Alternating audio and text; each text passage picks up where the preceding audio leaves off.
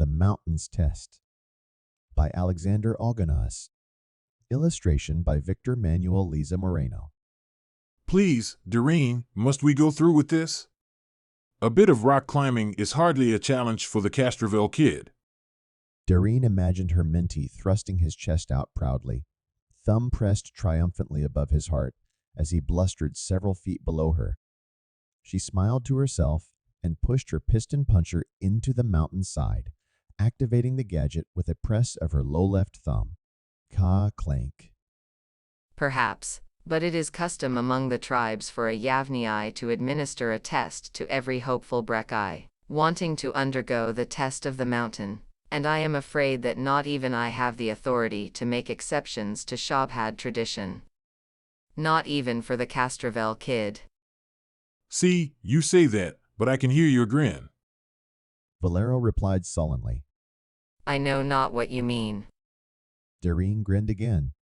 Both gladiators fell silent as they climbed, Doreen pausing her ascent long enough for Velloro to scale up alongside her. Ka-clank. He had taken to her tutelage well.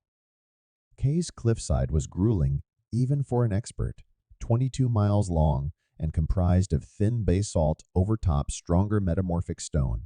Careless climbers often plummeted to their deaths after relying on pistons pounded into brittle basalt.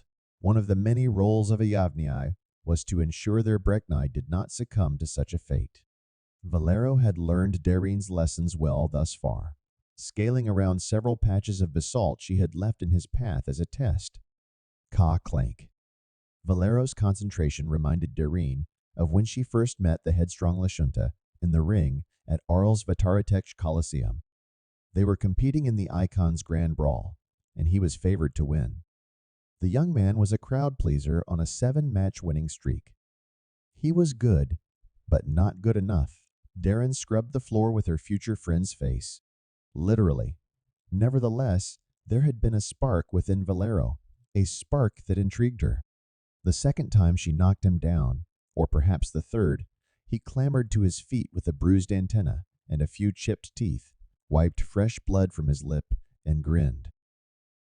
Why do you persist? Doreen had asked, scarcely winded. You cannot win. You bring yourself only pain. Throw your towel, others have when facing me. There is no shame in surrendering to your better. You're right. He'd replied. But that wouldn't be fair for the folks who came here to see me fight, and I don't want to let a single person in this ring who believed that I could win down. He raised his fists into a boxer's stance, a pointless gesture against an opponent twice his size with twice as many fists. When I go down, I want them to know I gave it my all. Ka-clank. I don't mean to sound indignant. Velloro interrupted Doreen's thoughts. I know that the test of the mountain is sacred to your people, and that it is an honor to be allowed to undergo it as an outsider.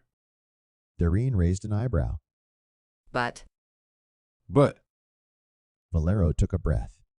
Is the reason we're doing this? Velloro gestured out behind them, over red dunes and rolling clouds of dust. Because you don't think I can? If I didn't think you could pass the test of the mountain, I wouldn't have begun the climb with you, nor permitted you to undertake it.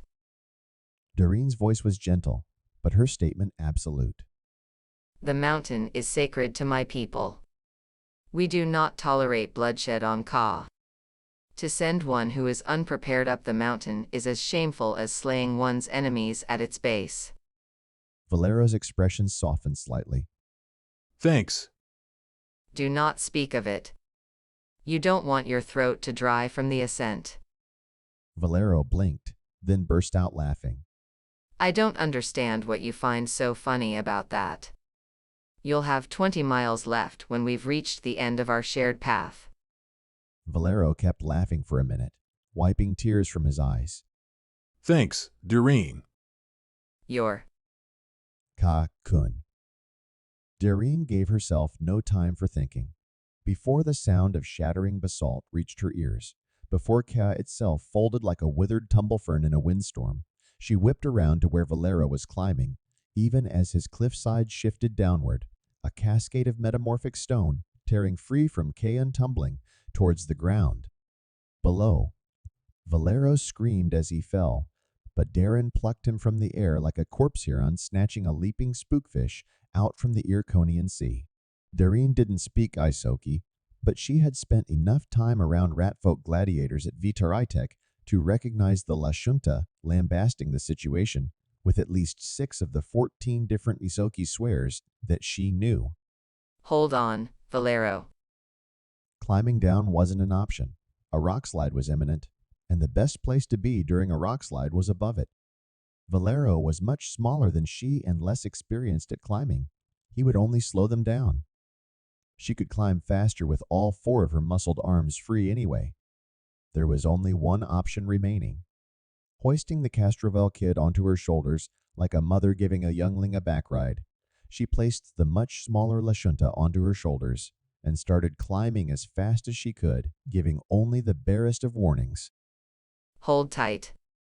Though Doreen could hear Velloro shouting, her intense focus and the ear-splitting sounds of portions of the rock wall sloughing off afforded her no opportunity to comprehend him.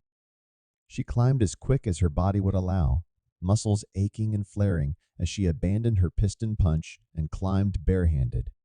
She knew full well that the smallest mistake would send both she and her friend to their doom. 10 yards from the top. 5.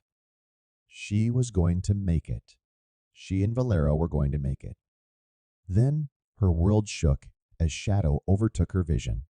A boulder dislodged from above, tumbling towards her, threatening to crack her skull and send Doreen and her Breckney tumbling miles to their death. She refused to close her eyes. She would greet the Lady of Graves with first-hand tales of how she died. She was not alone. At the peak of her vision, she saw a small lashunta arm, no bigger than that of a Shabhad child's, reach out as if to catch the boulder. Doreen admired Velloro's bravery one last time.